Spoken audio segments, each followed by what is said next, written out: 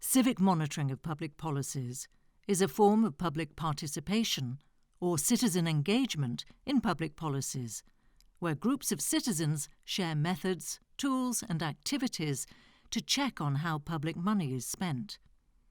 Civic monitoring involves not only verification and checks, but also the collection of ideas and proposals on public funding towards construction. For example, who cares most about whether a new railway line is built on time and is clean, fast and efficient? Certainly the citizens who will have to take that train every day. Civic monitoring is very important because it can foster greater collaboration between the administrations that implement public policies and the citizens themselves. Even when this collaboration is difficult to set up, it is important to understand how public resources are used in practice, because this helps make the public more aware. How does civic monitoring work? Civic monitoring usually begins from groups of citizens who collect useful information and data to improve the quality of life of a community. Such groups are also called civic communities. For example, your class at this moment is a civic community that is searching for data and useful information on a project to monitor it.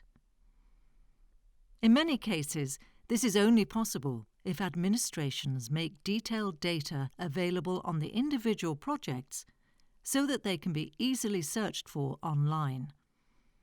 Imagine if you had to do the research you are doing now without the internet. This data, if released in open format, that is, as open data, allows for further processing so that it is easier to comprehend through interactive views, maps and so on, and allows us to take advantage of the technological tools that we already use, like mobile phones, to view and collect new data. We have tried to identify some key objectives and characteristics that can be found in some civic monitoring initiatives.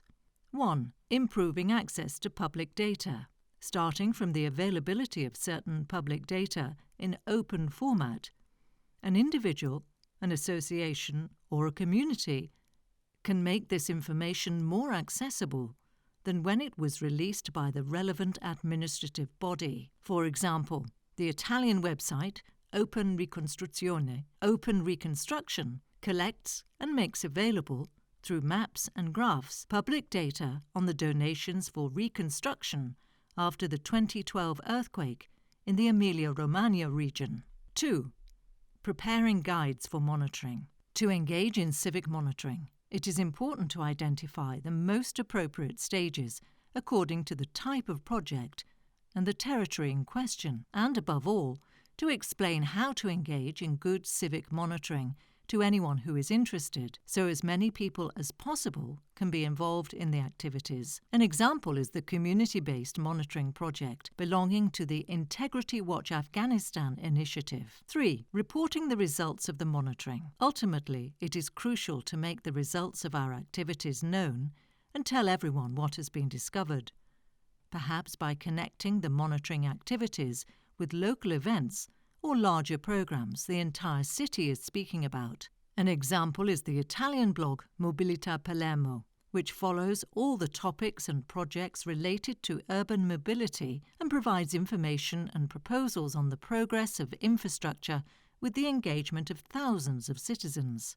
Finally, engaging in civic monitoring also means planning continuous and independent monitoring activities, refining the tools available or developing others, organising collective monitoring events, collecting the data from monitoring in a structured manner, then releasing them in an open format, designing solutions to collective problems and presenting them to the media and relevant institutions.